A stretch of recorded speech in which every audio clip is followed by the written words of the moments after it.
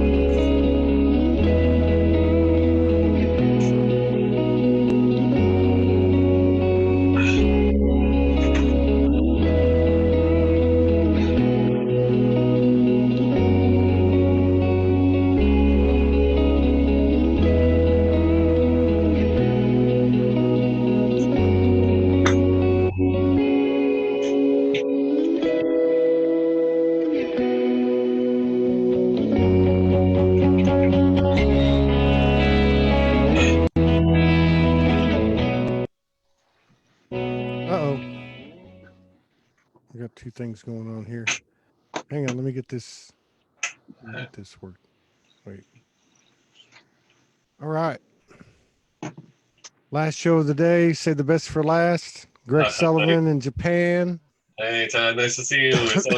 It's always like a meditation watching that opening, getting started. I feel like we're in prayer together. Yeah, there you go. Well, we are all in prayer together, basically. You know, that's the way I see it. Yeah, so, it's a beautiful time. How are you? Man. Good to see you. I'm good. I'm doing good. I'm just hanging in there, and it's just, you know, whatever's needed seems to appear on the day we need it, and I don't know. It's not as you know, white knuckled as it was before, but yeah, still, you know, it's the ebb and flow of being in the flow. I guess I don't know. That's great. Yeah, we've been watching you from afar here, but it doesn't. Yeah, it feels like the distance is very negligible thanks to the beautiful tools we use. You know, yeah. All your getting the younger generations involved as well too. That's I enjoyed some of your live streams over the holidays too. Great job. Yeah, man, we've had some really yeah, it's all being amped up, but I think it's just a reflection of everything we're all going through. You sent me some comments on the messenger as yesterday. Yeah. In regard to, and you know, this is one of the things that I feel like needs to be addressed. You know, we've kind of in 1750 shows kind of stayed away from, for the most part, disclosure oriented issues. There's enough information out there. You know, it's kind of saturated. We kind of have a different wavelength. Not that we're judging anything or creating any lines of superiority, inferiority, anything like that. But I do feel like it's time to bring in a little bit more of a discussion to these things that have both a physical and a non-physical presence in our fields, which people might call fear-based programming. You know, I mean, it's a fine line between you know, because things that are actually in our apparent reality, in a physicality, but at the same time, we know that there's a higher awareness we can tap into, see things. We also, there's discussions of, you know, do I give it energy by giving it power and being in fear, and you know, there's all these different things. But you brought up something that's been you know, been out there, you know, in the mainstream media and otherwise, even in the light worker circles. There's been a lot of discussion. I've been a little amazed by it in regard to the coronavirus. Oh, right. And of course, we're here. Yeah. You know, that's one of the things that you brought up. There's something else that we're going to talk about that you brought up. That's one of your initiatives. But I think it's a good place to start, because the more we talk about it, maybe the more we can understand it. Not that anybody has the total answer on it, but in the Asian countries, obviously it's got more of a presence. And you know, I know being in Japan, that it's got to be, if you're walking around anywhere, I'm sure it's got to be, people with masks and stuff like that. I mean, you Wanna you put made my a mask mention. on? Do you want to see? Uh, Do I have to put the mask on? They're right right? over here, by the way. Are they really? Yeah, Uh, so like, I mean, just for us over here in the States, I mean, we've got, little outbreaks supposedly here and there. I'm picking up these headlines and I'm seeing some pretty bizarre stuff. I'm like, nah, come on, man. I mean, I don't know, but it's not in my face like it is over there with you and in China and so on. yeah, So, and we all, for those of you who haven't been, privy to or been able to see the shows we've done with Greg. Greg's in Japan. There's a couple of videos, 3 videos, where we've done shows together. He talks about his work in Japan, which has a lot to do with extraterrestrial contact with our star family. Also, groups of people getting together. We saw some pictures where they were in a circle yeah, outside, and there was plasma or light or whatever coming out of their bodies. I mean, this is the real yeah, stuff. So we're talking about somebody here, a brother here, who is connected, who's on the ascension path, who works on himself, who's in a divine relationship, who's working in connecting in communion with star family, including visuals, and organizing people to do that, talking to people around the country in Japan about it, having a pretty good following. yeah, And then you throw something like coronavirus into the mix. What's it like for you? I mean, how yeah. do you view it? What's your perspective? I mean, what are you doing, not doing? Can you just shed a little light on that?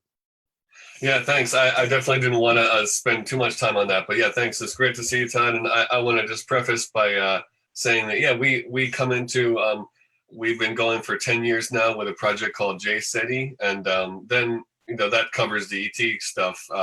Starting, it's like a 3-step process. I always tell people, like disclosure, then into ET contact, and then also finally into ascension. I mean, a lot of the topics you covered, people are going right into the third stage, the ascension stage. So everyone has a different inroad, but I find that a lot of people, as we all know, come in from the conspiracy angle, come into this higher dimensional awareness and through the conspiracy sort of, the Thrive film and things like that. Or so I just wanted to say that it seems like all these things are testing us.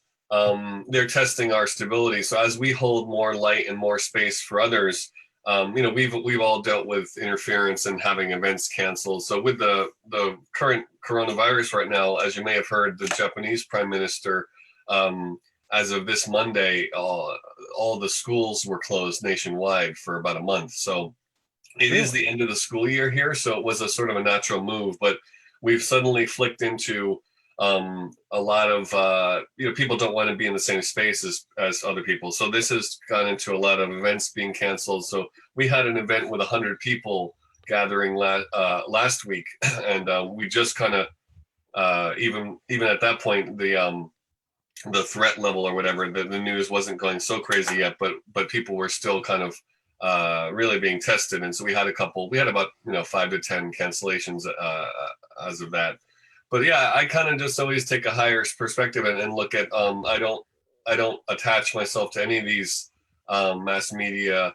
Anything coming through the media, it is trying to still go for that lower chakra fear Mm, based control, I think. So it's a spiritual test. It's a trial by fire, and we're all graduating. We're all of our frequencies are raising. So in a higher level, these are in fact like tests. I look at them. So mm. it's like it's just another chance to go even higher. So Yeah. can you stay in the low vibration? I think also the broadcast of this type of energy is getting really weak. Is noticeably weakening. So for me, the school closure has been it's almost like we're in a cocoon, and I'm getting a lot of work done this week on video editing. I think I sent you the shot, Mm. maybe of all these edits. I have a timeline here with like 1,000 cuts I did in 2 days. It's like, um, but yeah, and I also think it's interesting with the winter. We're all in like hibernation. In the last few years, the chance the winter has presented to go inward and process a lot of stuff. We're in a new place. I moved from the rural Japan to Tokyo last May.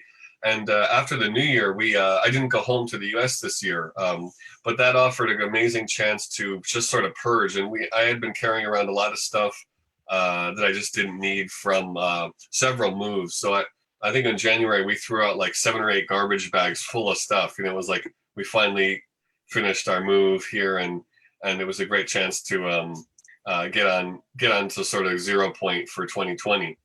That brings up one final point I just want to say is that for the last 10 years, you know, we obviously went through 311 Fukushima here. That was a huge catalyst for a ton of light workers and awakening for people in all walks of life here in Japan. But since that time, Todd, people have been saying, are we going to really be able to do the Olympics? You know, 2020 is Tokyo Olympics. Summer Olympics are here, and people have been insinuating that the Olympics may not happen. And so lo and behold, you know, people talk about the Illuminati cards where you have 311 Fukushima was in that card set, and also this Wutan, you know, where the virus supposedly was launched in China, there was also in the card. So you know, a lot of these things are sort of like I think they're almost like loops from other timelines as well. So by us experiencing them now, we're actually overriding old timelines, and also it's a digestion process of all different sorts of energy. Yeah, it's interesting that people are staying inside. So I mean, here it looks like potentially another example of the polarity.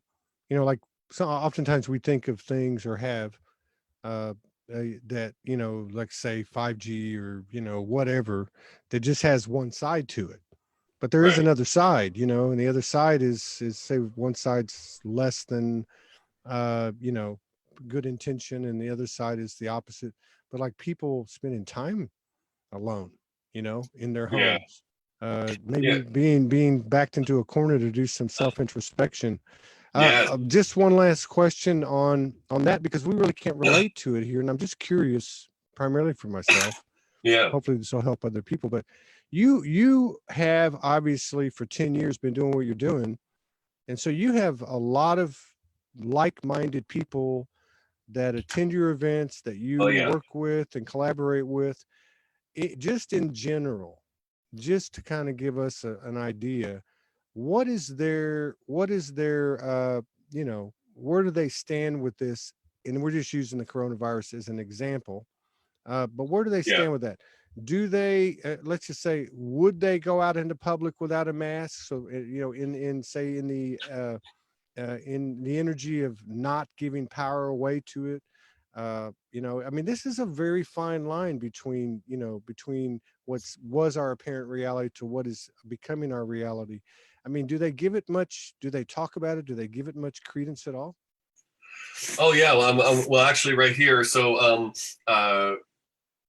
the fact that I have tissues in my hand here is a good thing, because you know what we the people have this run on you know, you experience these sort of lacks of how do you say, not like a pandemic mind state where in the last couple of weeks people have made a rush on the pharmacies and supermarkets. So you may have heard that like there's no masks here, and toilet paper was and tissues were all sold out across most of Tokyo for the last few weeks. But Wow.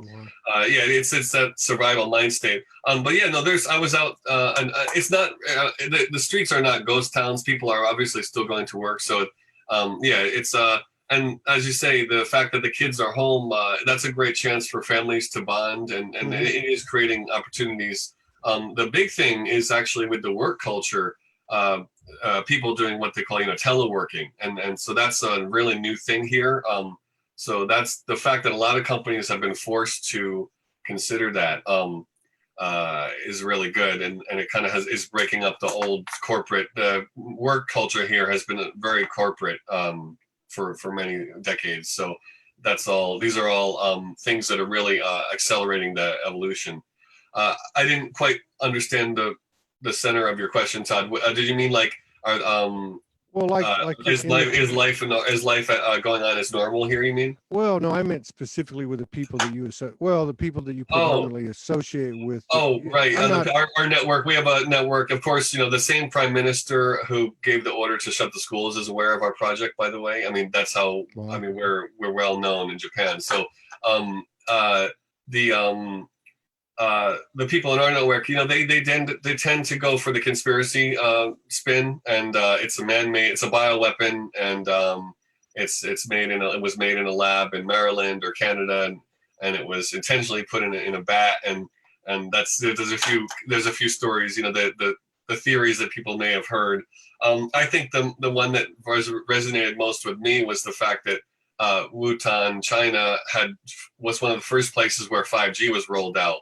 So the coronavirus is an excuse to cover up the 5G symptoms, which are also flu-like. So there are all these things are happening at the same time. So I think our network definitely is reading between the lines a lot more.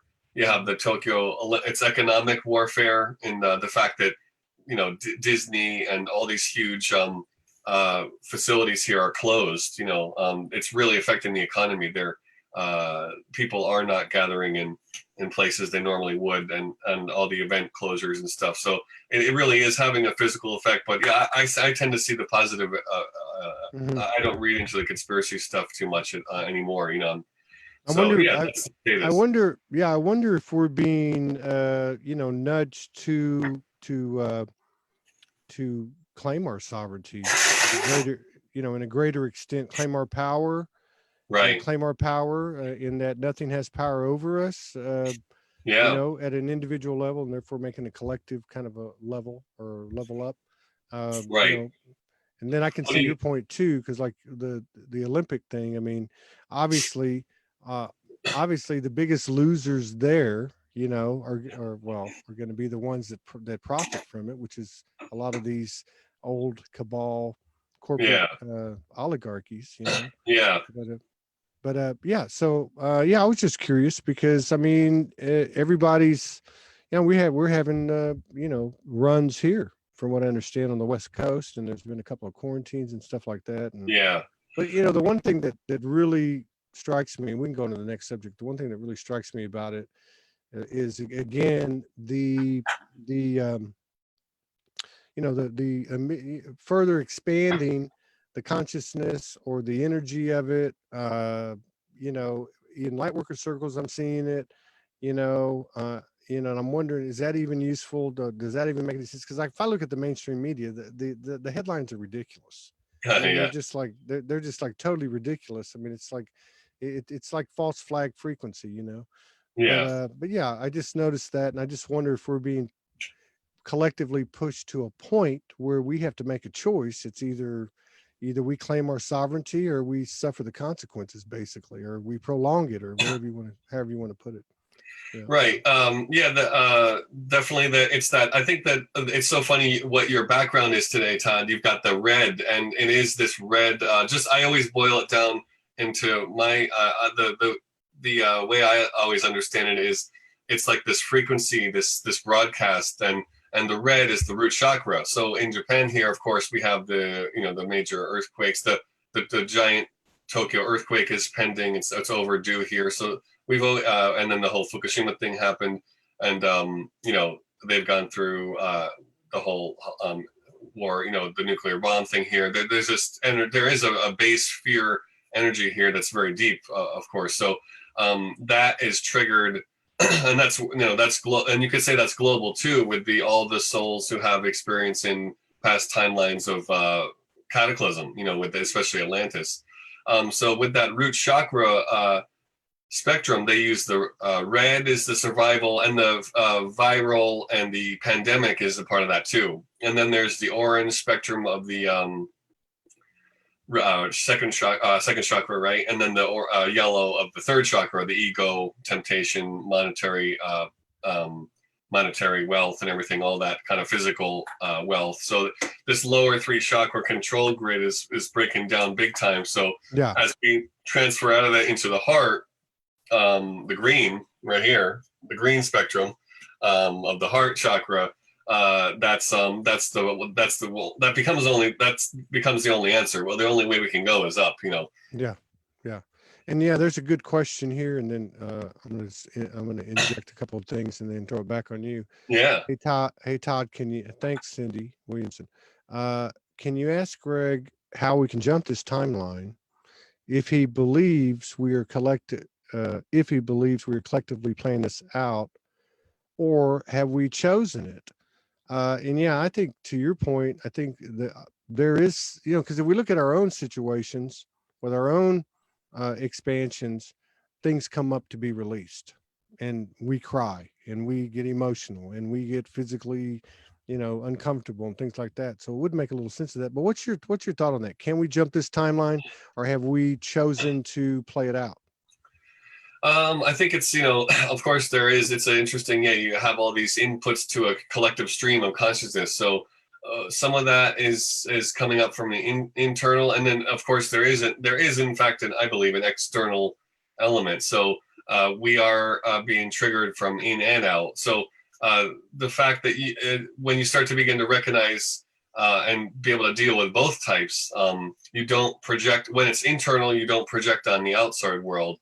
And when it's from the external world, you don't internalize it too much. So it's a balance. It's holding that 0 point of neutrality. So, yeah, I think just by being neutral is one way to override. And also then we get inside the, the whole manifestation element and the power of prayer and intention. So definitely sending out that healing frequency, the intention to, we did a giant meditation last Monday, a week ago, with our on Zoom with our network, and did a huge clearing at work on the cruise ship that was docked here in Yokohama, and then starting in Japan and going out through the whole world. So yeah, I mean, I think that's I think not internalizing people, with these external triggers, taking it on too much is the first risk. So once you get over that and stay neutral and don't aren't triggered anymore by those kind of things, because it's always one thing or the next, right? I mean, it's coronavirus now. It was SARS before, and who knows what it's going to be next year, So it doesn't really matter. You could just take off. You could delete the name of the pandemic. You can delete the name of the news story. It's just they're just waves rolling at you, So are you going to become a surfer, or are you going to drown? That's the challenge. That's the challenge of mastery. You brought up talking to talk a little bit more about the healing session that you're doing, and also wanted to say, what is liquid soul? Yeah, cool. Yeah, that's nice. Thank you. Yeah. I wanted to flip over.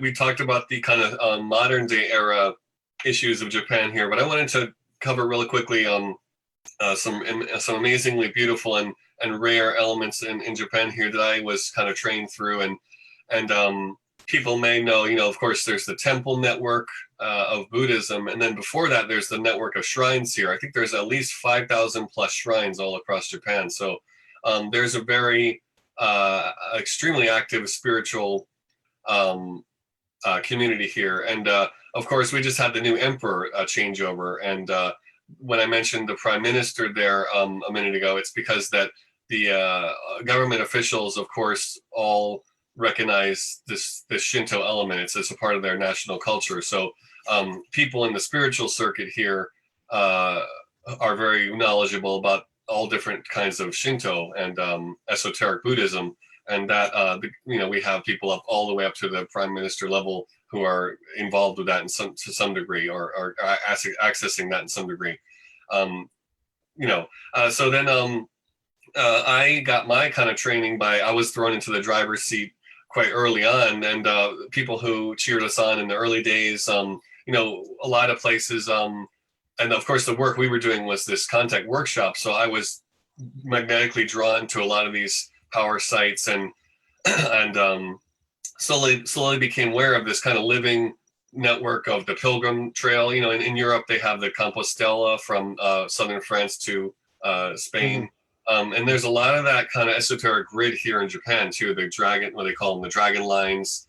There's different water lines and ley lines. So a lot of the shrines are set up on grid lines, and and so the what they call the ura Shinto is the behind the Shinto. So it's the esoteric Shinto. I've picked up a lot of inspiration from that. Also, you may have heard of Kukai. He's the one of the kind of ascended masters or enlightened beings besides the Buddha, and he's his energy, his sort of gestalt, his esoteric energy is quite powerful here in the light worker community. So yeah, I would be on the I was like you guys. I was on the road all the time, just crazy road trips and jumping from one group to another, and we all had our different missions and we were working collectively at the same time. So through that, I went through, of course, the we healed the land, so that involved things like the 4 years ago, and there was a large Kumamoto earthquake down in our area in Western Japan. So we were working with that's on the 33rd parallel, which connects through Baghdad and all across the Nagasaki there. And so that 33rd parallel work was occurring, and then the earthquake hit, and the scientists were baffled because the land had shifted in ways that were really kind of they had never seen before. And we were there with these ET craft. It's the world's largest volcanic caldera, that area of it's called Mount Aso. And I mean, that was global news, the Kumamoto earthquake. That was the largest cataclysm after Fukushima in Japan here. You said there was ET craft there when y'all were doing your work? That was the one where I may have shown you the video where we had there was all these craft out in the field at night. And I said that it was not only an ET contact event, it was them showing us what they were doing. And they have the ability to control the faults, and they alter the damage. Potentially would have been a lot worse if they were showing us what they do in the background to kind of put keep Gaia's shifts under controlling the tectonic plates. Yes, that type of thing. Yeah, I remember a few years ago when there was some activity going on in California, and I remember there were because I was kind of new to the lightworker community, but I remember there were people doing two things. One, a lot like what you were doing, but they were doing it virtually, where let's all send energy over there and minimize the the disruption. But there was also people channeling, and they were receiving information from Galactic Federation or Pleiades or whatever, that they were saying that the same thing you are, which is that they were involved, that they were that they had the ability and the technology to minimize or even eradicate the possibility of something occurring. So it's the same type of thing you're saying, right? Yes. How did you guys obtain that information from them, the craft that were there? Were they speaking to certain people in the group? Great question. It was not just repetition. You get used to you get into the flow, and you're in so many different areas that just by sheer repetition, I was able to start to pick up different land energies, and of course I'm in a male body, so we're less sensitive from the get-go than the beautiful ladies of the world a lot of times. But so as I became clearer and a clearer and clearer channel,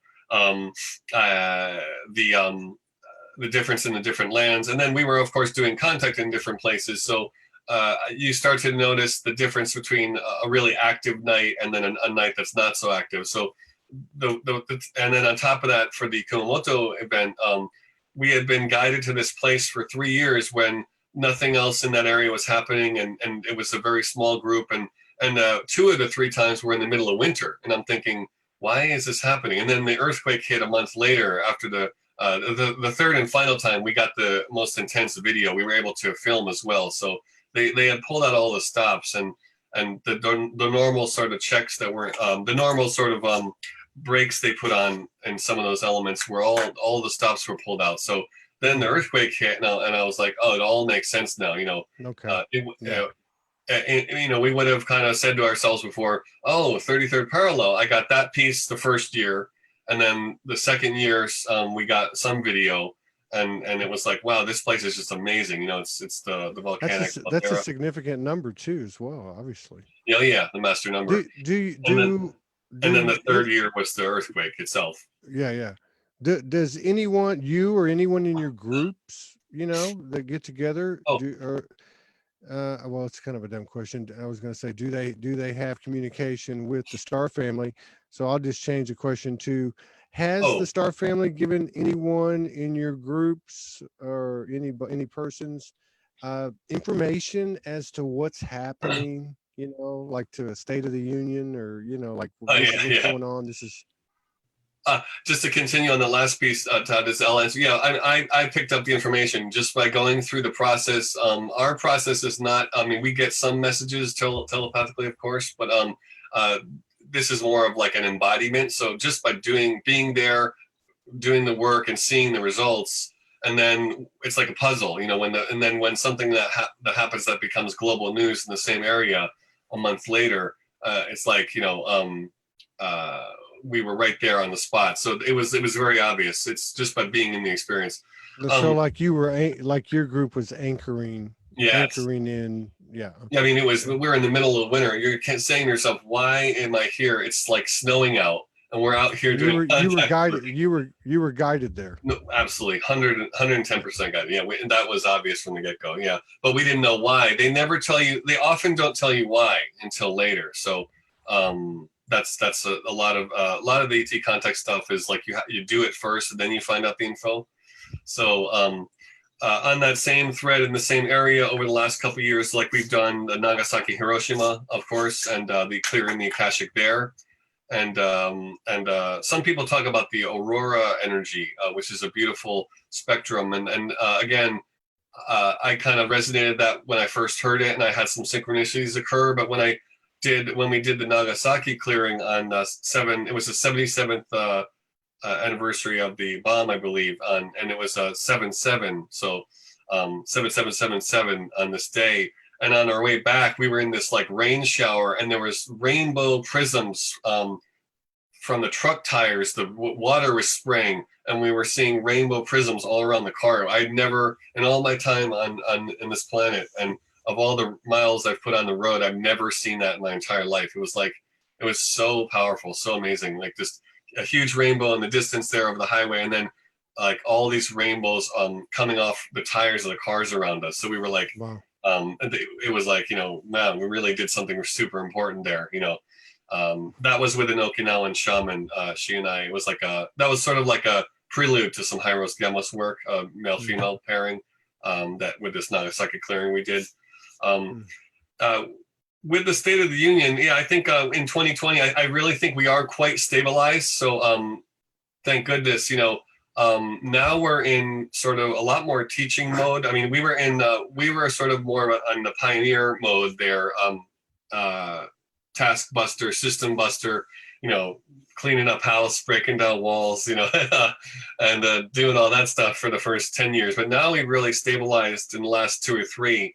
And I think now we're getting into more, we're developing new schools for all the people that are coming online. So right now, as of this year, we did a kids event. So I've been having beautiful star kids, indigos, and young children at our workshops from the get-go. And now we're finally getting some pieces coming in that are going to be a part of a program for children too. So I used to teach English here to infants all the way through to university students. So I've had a lot of experience with the kids here in Japan, and mothers and children especially. Anyway, yeah. So, but that's one thing. I think that yes, I feel that we're looking into the future. It's an embodiment. All these new things that are coming in need to be put into form. So I think that we're really breaking into some amazing uncharted territory, and the Star Family contact is going to become a natural part of that. It is getting a lot easier. The spreading the word and raising awareness about that is getting easier and easier every day. And of course, we get these projects coming in. We've had a lot of rotation in our community, and people graduating out in the last year, especially last year.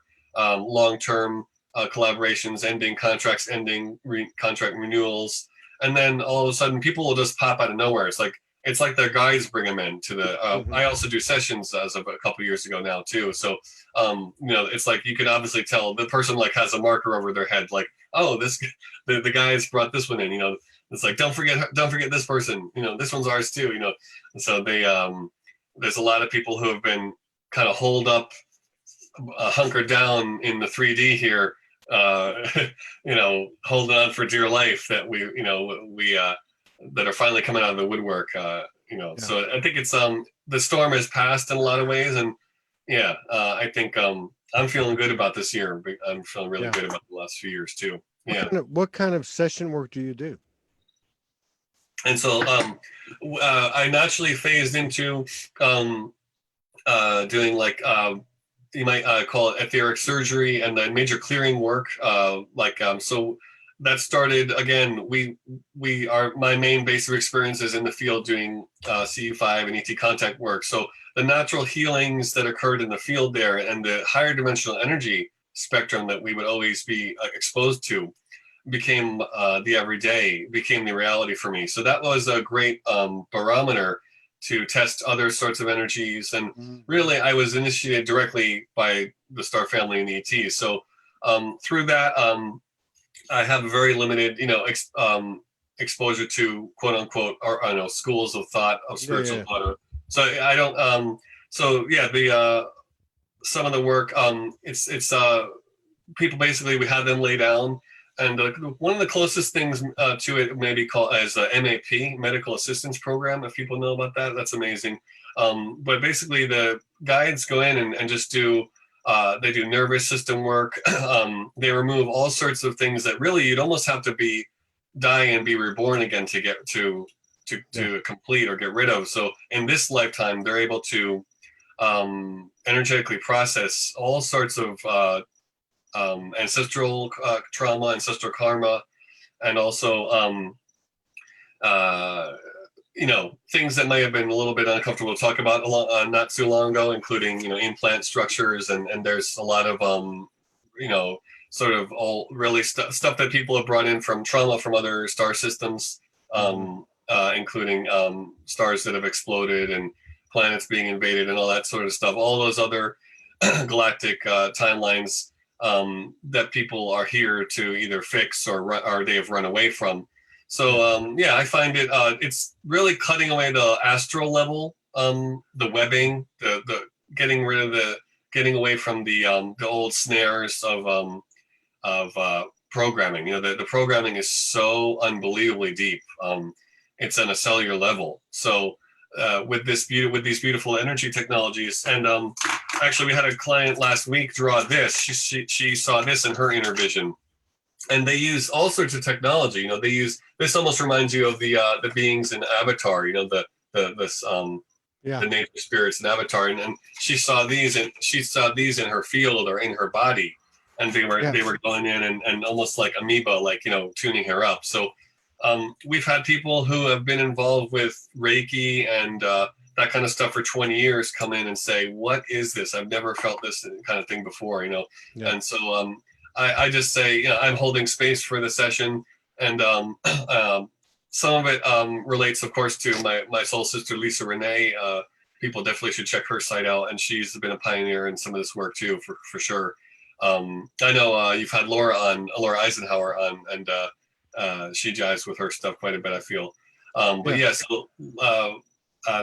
Basically, it's a chance for people to release the most mind-blowingly deep shadow, and it's ultimate shadow work, and really they're reborn. We've seen such amazing stuff happen,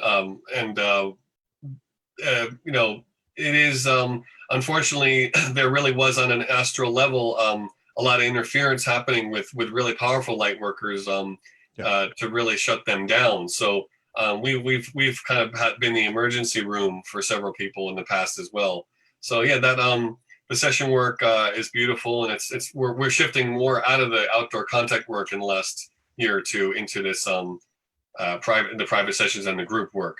Cool. So with that, doing that, liquid soul was a keyword that came in through my inspiration last year. And it's like, the energy body. Our light body is a living organism, and it's our soul, and it is like liquid, plasma, liquid light. So I used to call the sessions hologram work, but I shifted out of that. This is our new naming. Yeah. Yeah. Yeah, I wanted to go back to something real quick because you went over it really quick, but I think it's Yeah. really important, and I want to make sure I understand it. Yeah. You were saying, in a nutshell, that you went into this the healing work a couple of years ago, but it was predicated and made possible by your interfacing with Star Family. Yes. Would that be correct? Okay, so I Totally. just want to make that point because that's one of the things that I think is coming to the surface too, is the more we merge, the more we interact and engage. I'll just refer to it as our higher aspects. um, the more code that's opened up in us or something, and the higher our skills and abilities and higher sensory perceptions and Yeah. abilities HSP. come into play. The Yeah. other thing I wanted to, so you agree with, okay, so the other Oh, thing I yeah. wanted to ask you, and you just kind of mentioned it with this client's drawing. Are you and your colleagues picking up any information such as this drawing from your clients when they're coming in for treatment? Yeah. I could say that recently, one of the most recent ones is, of course, the feline groups from the Syrian and Lyran feline lineages have been big. I know. I think you and I, Todd, have that lion energy. The Syrian lion, big time. Us tall guys, they're very tall. And then the dog groups from the Anubis are coming in recently. That was a really rare one. The Syrian, they were in the background until recently. So a couple, we had one of their people come in. One of our recent clients is connected to this dog, the Syrian canine Anubis. beings, Yeah. the Anubis. Yeah. So they've kind of made a point that they want this person is an embodier for them, and sort of they were really hanging back until a couple of years ago. And we connected with them in Okinawa, and in a very, it was just me and two other people there, but Yeah. so they're wisdom keepers, and I love that phrase that you guys use, the code. So they're slowly bringing back this ancient wisdom that is the solution to so many of our current problems, and it's the stuff, it's the parts that we need to now put into play that are going to help create the new scenario here, shift us Yeah. into. I didn't know that Anubis was tied to Sirius, but that makes sense. I had a run in with that energy end of 2018 at Sedona, and then again in Sedona last year, which was really, I mean, it was really, Morgan was there, another friend of ours who's transitioned Right. now, but there was no doubt. I mean, it was right there. I don't remember any particular messages. I just remember that because it was masculine, Yeah. wanted to know if I was scared, because we'd already met, but I mean, this last night that it kind of climaxed, he wanted to know if I was scared. I said no. He said, well, then let's merge, and we did. And all kinds of stuff started happening. All the coyotes and dogs started yipping and barking all throughout the canyon at 2 or 3 o'clock Right. in the morning. Yeah. But yeah, but that's interesting. I didn't know. It makes sense to me. It resonates. It definitely resonates. Now, okay, so you were talking about some of the information that you get in. Now, Yeah. what is liquid soul? What is that exactly? Right. What is liquid soul? The phrase came in. There's a large. Oh, thank you. There you go. Yeah, yeah. There's a large gather. We're having a group work on Saturday, doing this, and uh, there's a large spiritual gathering. Probably one of the largest in the world. It's like 30,000 people in 2 days here in Tokyo every year, and we've been taking part in that for the last 4 or 5, and so.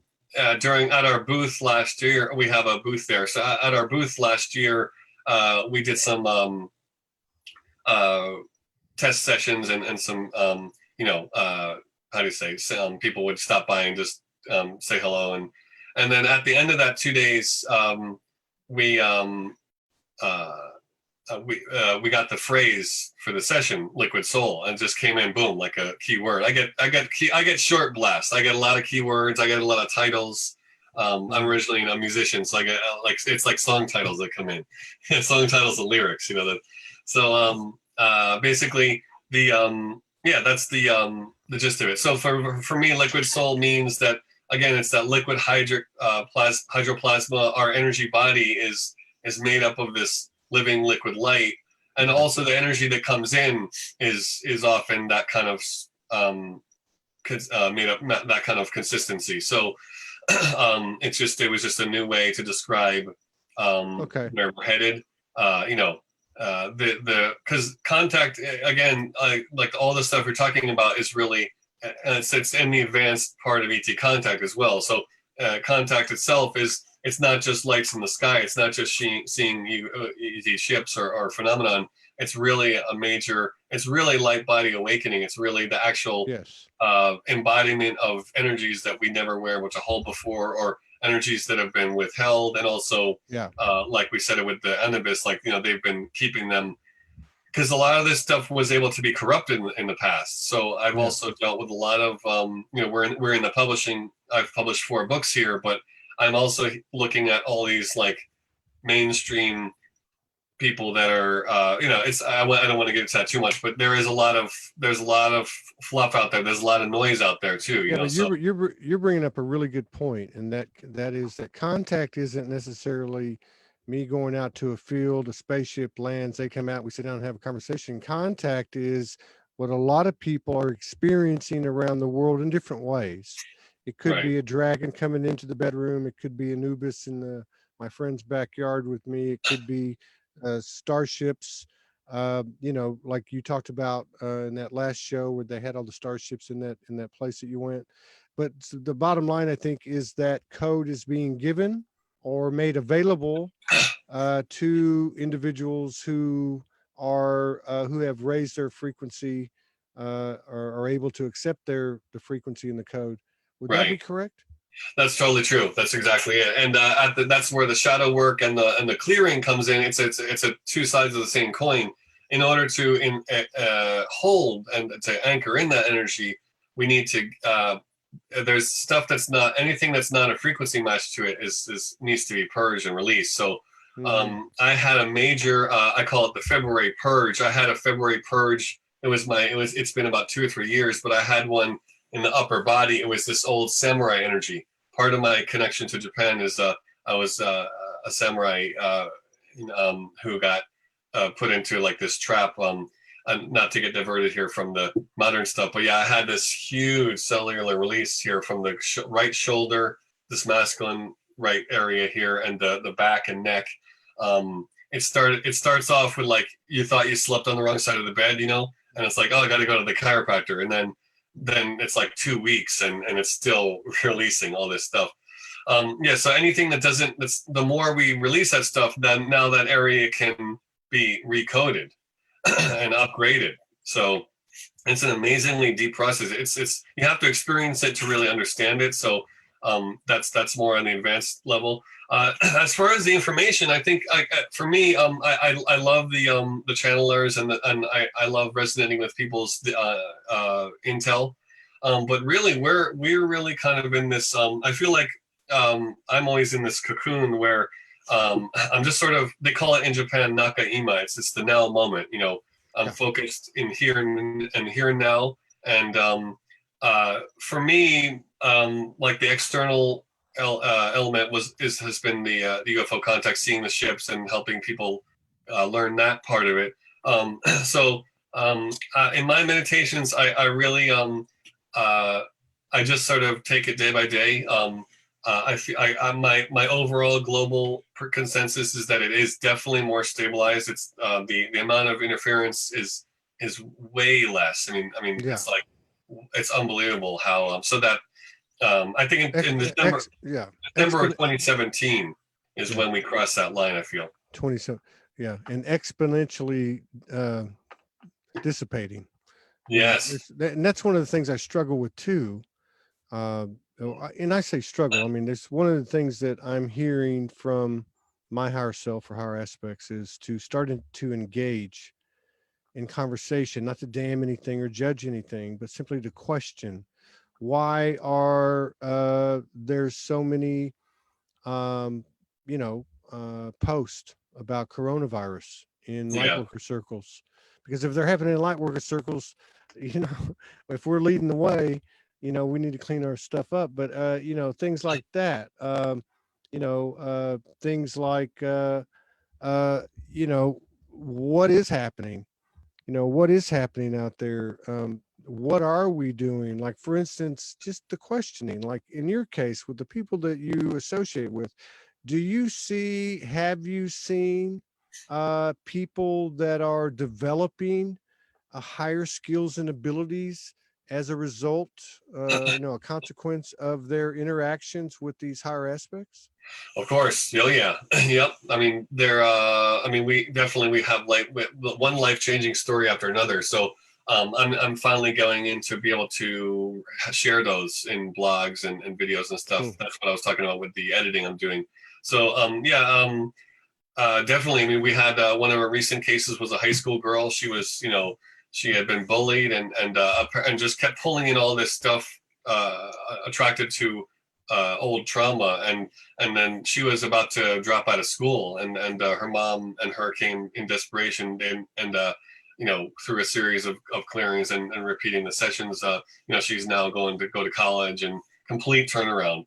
And then of course we have a lot of our people who have kind of come through JCETI were high level light workers and people who have their own schools, and so we've kind of helped give this energy to existing groups and share that with them, cover the ET element for them, and also, of course, people who do their contact work on their own, their practice on their own now, of course. So it becomes our goal is to make it an everyday reality for people. So Yeah. I open doors for people. So my role is what the piece of intel from us is that I'm sort of this kind of a path cutter, you might call it. So they don't let me stay in one place for any long period of time. And I had someone do a reading for me last year who said the same thing. She said she saw me holding a light in like a cavern and leading the way. And she said, you're a teacher, you're a pioneer, a path cutter, a way shower, and a teacher, but you're not someone who has this giant school and I think we're continually I'm in that evolving. category. Yeah, I think I'm in that category too. Yeah, we're very similar. Todd, your mission and my mission are very similar. Yeah, I'd like to have a palace somewhere. Just kidding. So Well, I mean to say that with the names I mentioned earlier, Kukai, and in Japan, of course, the sensei is like a really, the teacher is such a respected figure. So a lot of the sensei here have just, there's all sorts of schools of thought and gigantic followings, and so that's not part of my template. No. I mean, in comparison, because I know you must stay apprised with friends in the U.S., being that you're originally from the U.S. Do you see? Is there more traction with let's just call it, the light worker movement or whatever you want to call it? Is there more traction in the U.S. or in Japan? And regardless, where's Japan at in comparison to the U.S. with that? That's a good question. I think definitely there's a collective understanding here that's unspoken. So much of the communication here is unspoken. With gestures and some people say that a Japanese couple uses telepathy. They call it reading the air. So they're very adept at that here. So a lot of these subtle energies and subtle in reading between the lines is very easy for them. But I think that the whole they are susceptible on the flip side, they are susceptible to sort of a hive mind, a group mind, a group think as well. So empowering the individual here has been a big part of our mission. So the people who are on the lead in the Japanese circuit have a strong will, and the people who have come to us, they're ready for it. It's not something you can ever force on anyone. So I never. Is it picking up steam for in your own right? I mean, are you seeing more and more people coming?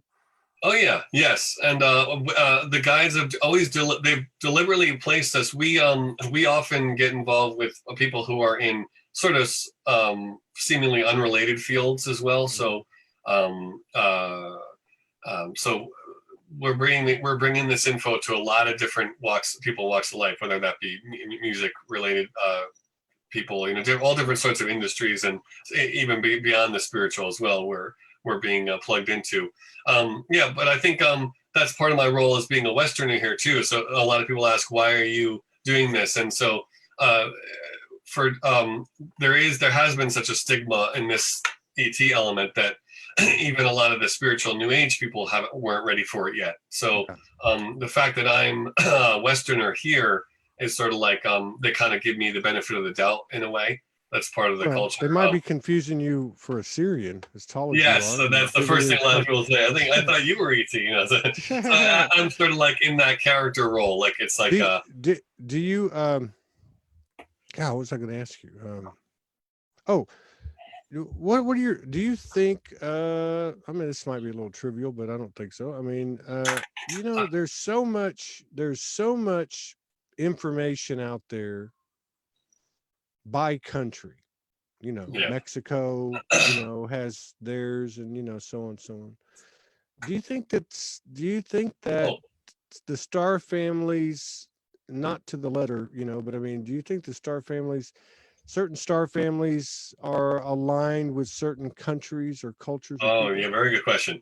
I've just got another comment on that last question here. Is to compare the Western I'm sorry. and the Eastern, you said America. How is the level of awareness? And the one big thing is I find that looking back at American friends and looking back at groups online and stuff in the English world, I don't really do that a lot, believe it or not. But I find that the polarization is still very strong in the Western element, and I've become so much more. I'm from New York, so I was there too, big time. Sorry, I've already thrown out several stereotypes in this show alone. Sorry,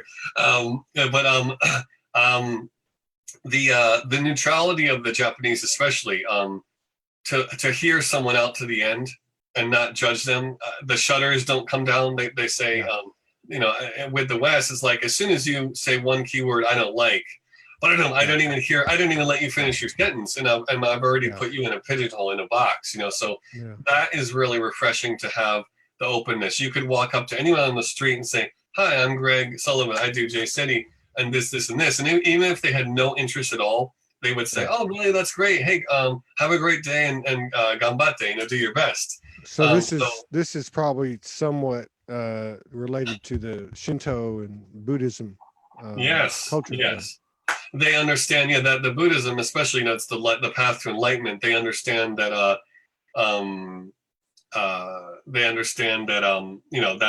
that's a sacred thing, and they definitely allow for. There's that openness here, which is really refreshing. So and then to take that a step further, exactly. I think that's such an amazing getting into the galactic roots. Looking at us. We are genetically connected to all sorts of star races and galactic family, an extra galactic family, inner Earth family, and depending on the contract type. Like for me, I'm born in America, but my mission is here. It's obvious it's here, and that has different. There's all sorts of contract terms that were involved with that and reasons for that. That are both logically understandable and also totally energetic as well. And what I find that one thing we pieced together through our work with James over at JCETI quite a bit with a lot of Japanese people coming there is the Japan element. We're really there's a big Orion. There's a big time Orion vibe here. I call it the 31 flavors. It's like Baskin Robbins. You have all these different colors, and you start to be able to see that what people have. They call Baskin Robbins here 31. So people laugh when I say that. the galactic roots and the energy that people hold become like a, you start to see, oh, that's peppermint, that's bubblegum, that's strawberry. Yeah. And so but with the there's a lot of Pleiadian energy here in Japan, and also a lot of big time Orion energy, which is very quiet, very deep, and respectful, reverent, and so that's and there's a lot of course opinions as to Orion itself, but yeah, I feel that the healing the integrating different Orion timelines is Japan has a big part of that. So yeah, that's one of my pieces that we picked up for sure. I think that other Asian countries, especially China, has a lot of Syrian, a lot of feline spirits and souls embodied through the Chinese. Yeah, and I see I see a lot of there's a lot of people who have a lot of Western souls. They're not they're in a Japanese body, but you can tell they're not really Japanese. It's their first time being Japanese. Yeah, it's like the opposite of you. Yes. Yep.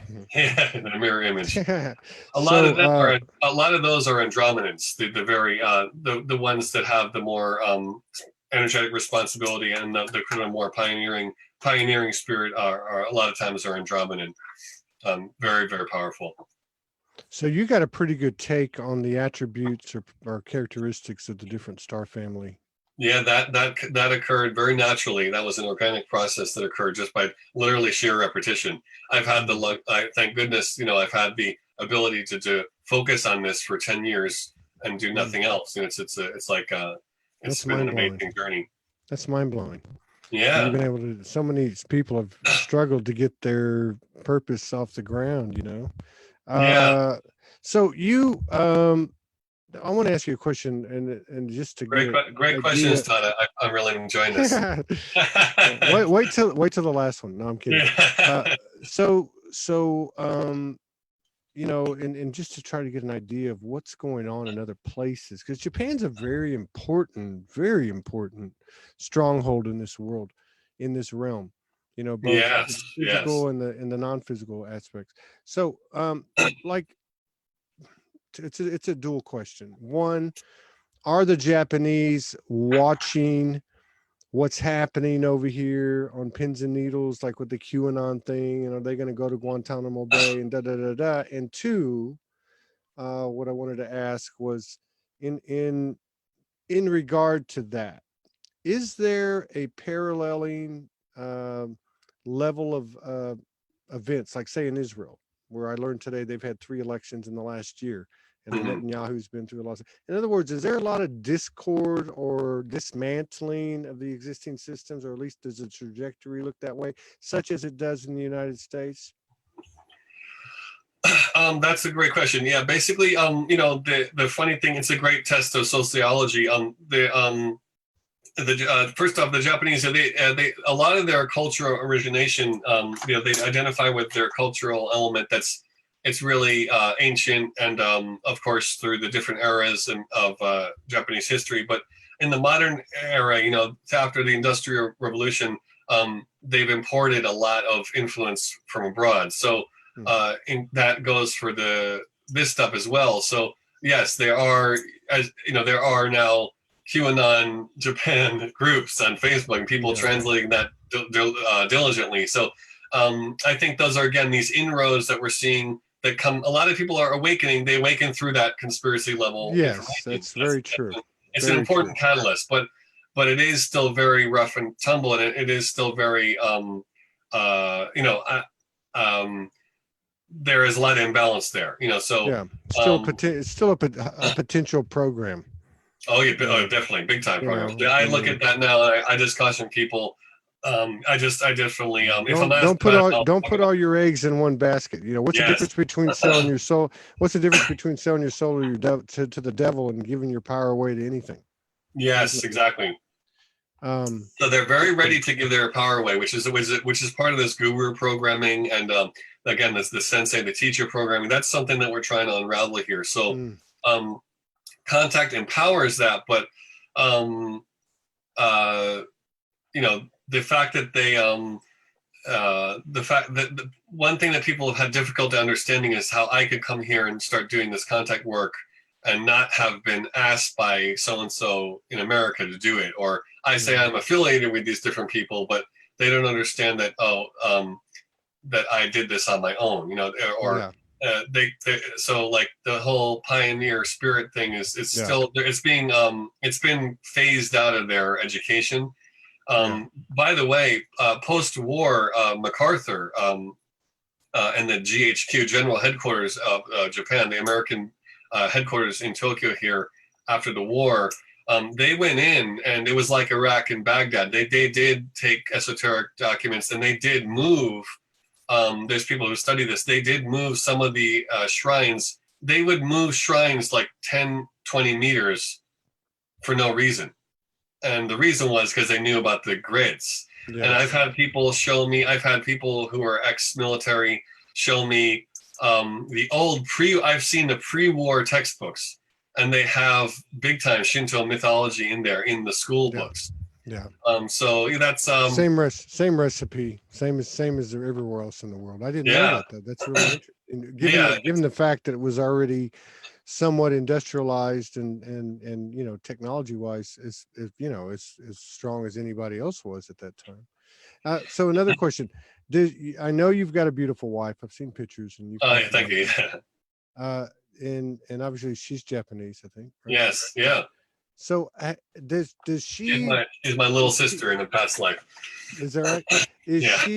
Does she resonate and understand and totally, get into what you're doing? Or oh God, that's an amazing question. Yeah, that has been again this major contract and just soul family. And yeah, if we didn't have, it's amazing. You think, how are we? For me, I always used to be of the mindset of my perfect partner would be someone on the same level or as me or higher, and then we would go from there. But then then when I came into my real role, you realize that you're holding a frequency for people. And even more extreme scenario would be just have someone starting from nearly zero and then coming up to that level. So that's really been almost arcing. I can relate to that one. So yeah, it's like, because it's like, and of course that ends in tears for so many people.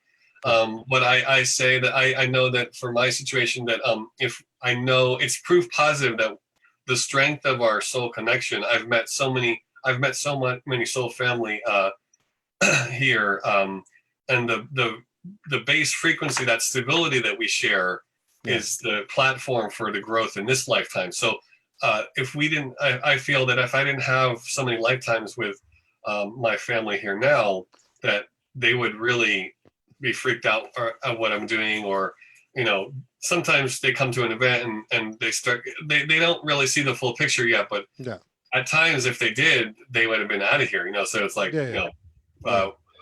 but I mean, it's a perfect. And the reason I ask that is because it's all about the polarities, right?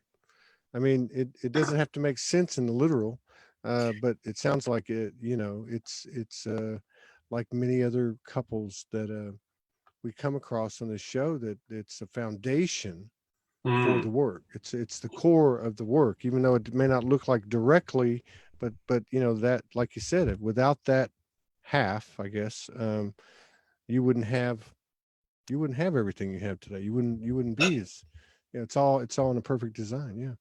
I just thought that I had that thought in my head, and I thought, because I met a lot of people that they're doing, like, say they've got one that's like you and the other one's like, doing their own thing, but there's a perfect medium, and it works to perfection. So it's it's like you and Morgan both facing the same direction. And then for my case, my partner and I, she's seen this last event we did last week was really a big catalyst for her to see how another group really does does an event really well, and to see the potential there. So I've never been pushy. I'll put it that way. I've never pushed anything on my partner, and but there's definitely been a lot of work, and she's gotten into the sessions and the healing stuff. Of course, I use that Oh, wow. family first. So yeah, that's Very one thing cool. that you know, she is very sensitive, so she's benefited from the clearings and can recognize the difference now for sure. So when are you headed back to the States? Good question. Yeah, we're both coming over to LA for the premiere of Dr. Greer's new film next month. Yeah, so I'm going to be in the film, and it's the C5 documentary. So the picture you mentioned last time, Todd, with the people with the energy coming out of their heart and third eye is going to be in the film. Wow. So So that'll be what's the name of his new movie? CE5 Contact. CE5. Okay. Yeah, I think So it's about. Yeah. And the official title, sorry, I have to. There's a subtitle. I think consciousness and transformation. But yeah, it's going to be awesome. It's going to be amazing. You know, he's one of the ones. I mean, everyone I look at out there, it's just me. Okay, I'm not saying anyone else would do this, but I look at all of them as a potential psyops. You know, Right. or at least maybe the people behind him or whatever. Because my stepfather was in the CIA for 25 years, a high level guy. Wow. He told me Yeah. a few things in the 70s that didn't really make any sense until I got older. But I have to say with Greer, he's been out there a long time. Yeah. He's got some good information, and nobody's perfect, but he seems to be pretty credible and pretty sincere, I would say. Definitely. He doesn't get into a lot of the, I've seen some of these folks, and I won't mention any names, but they kind of get like egoic, and kind of got full of themselves, and Yeah. Oh yeah. We've seen that in the last years. Yeah. Yeah, he seems to be real straightforward. Well, yeah, when you're going to be here, what? So in Oh yeah, April? we're going to be in April. Yeah. So and then basically we're going to be in LA, and then I'm from the East Coast, so we're going to be out in the East Coast briefly, and then basically this year we got the Adams tour we always do, and like last year we were in Sedona. And actually this year we're going to be in France. So I used to study French in school, and I did a homestay and studied abroad in France. And I connected with a great guy in the community. He's a big time starseed. He's really beautifully balanced within the society. He has a full-time business of his own, and then he's starting to lecture more and more in the UFO scene in Europe. So we're going to do a joint contact retreat in southern France in the fall. Yeah. So basically I'm really 98% rooted in Japan right now. But with this film coming out, I'm hoping to do a lot more stuff in English. I've said that for years, but I finally think the time is going to be coming this year. I think there's going to be a lot of collaborations this year and for years to come. We'd love to see you guys again for sure. Yeah, that's what I was going to say. Yeah, let's let me know where you're going to be. We're down in Florida right now. We're going to be here till April the 7th. We could be heading north. We could be heading west. I don't really know. We're not going to go anywhere where it's white on the ground. We know that. Okay. Yeah. I like the sun and the beaches. But it's good seeing you again. All blessings to you and your family, and thank you for all the work that you're doing. JCETI, JCETI.org. Everybody, take a visit. He's Greg is going to be in Stephen Greer's premiere of the movie that premieres next month. So let's give him some support. Take a visit. He's got some really interesting stuff happening. And until the next time, and be sure and let me know where you're going to be in the States. All right. Cheers. Thank you. Yeah, we have an English mailing list on that site, so you can see. There's not a lot of English info on the site right now, but if you get on the mailing list, we'll be shooting out some stuff this year. Right on. Sounds perfect. Yeah, thank you. Say hi to Morgan, and we'll be in touch. We'd love to get you guys on camera sometime soon for Japan too. Just hit her up. She's the boss. Yeah, I will. Don't ask me. All right, man. I'll see you later. Keep doing what you're doing. Love you. Much love. Right, thanks, everyone. See you later. Bye-bye.